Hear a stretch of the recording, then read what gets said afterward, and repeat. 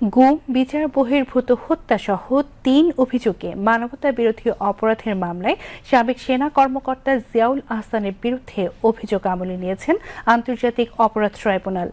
আনুষ্ঠানিক অভিযোগ গঠনের উপর শুনানি ২১ ডিসেম্বর। এছাড়া ইন্টারনেট বন্ধ করে গণহত্যাকারীদের সহায়তা সহ সুনির্দিষ্ট ৩টি অভিযোগে সজীব ওয়াজেদ জয় ও জুনায়েদ আহমেদ পলকের বিরুদ্ধে ৭ জানুয়ারি আনুষ্ঠানিক অভিযোগ গঠনের উপর শুনানির দিন ধার্য করেছেন আন্তর্জাতিক অপরাধ ট্রাইব্যুনাল। বিচারপতি গোলাম মর্তুজা মজুমদারের নেতৃত্বাধীন ট্রাইব্যুনাল ১-এর ৩ সদস্যের বিচারিক প্যানেলে এই শুনানি হয়। এই মামলায় জয় পলাতক থাকায় তার পক্ষে স্টেট ডিফেন্স নিয়োগ দিয়েছেন ট্রাইব্যুনাল এর আগে সজীব ওয়াজেদ জয়ের বিরুদ্ধে ৪ ডিসেম্বর গ্রেফতারি পরোয়ানা জারি এবং ১৭ ডিসেম্বরের মধ্যে ট্রাইব্যুনালে হাজির হতে ১০ ডিসেম্বর পত্রিকায় বিজ্ঞপ্তি প্রকাশের নির্দেশ দেন ট্রাইব্যুনাল। অন্যদিকে জুলাই গণঅভ্যুত্থান চলাকালীন কারফিউ জারি করে আন্দোলনকারীদের হত্যার উস্কানি দেওয়া সহ মোট ৫টি সুনির্দিষ্ট অভিযোগে সালমান এফ রহমান ও আনিসুল হকের বিরুদ্ধে ২২ ডিসেম্বর আনুষ্ঠানিক অভিযোগ গঠনের উপর শুনানির দিন ধার্য করেন একই ট্রাইব্যুনাল।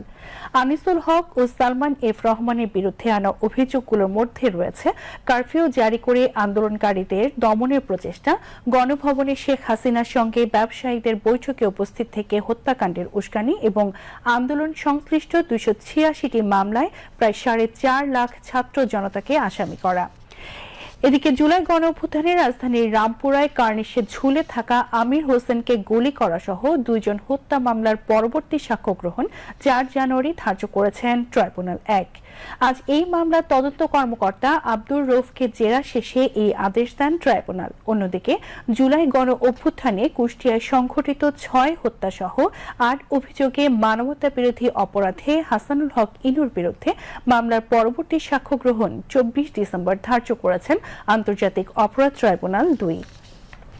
বিচারপতি নজরুল ইসলাম চৌধুরীর নেতৃত্বাধীন ট্রাইব্যুনাল ২-এর ৩ সদস্যের বিচারিক প্যানেল ৬ষ্ঠ দিনের সাক্ষ্য গ্রহণ শেষে এই তারিখ নির্ধারণ করেন। আজ এই মামলার সাক্ষী ফরহাদ হোসেনের সাক্ষ্য গ্রহণ শেষে তাকে জেরা করেন আসামি পক্ষের আইনজীবীরা।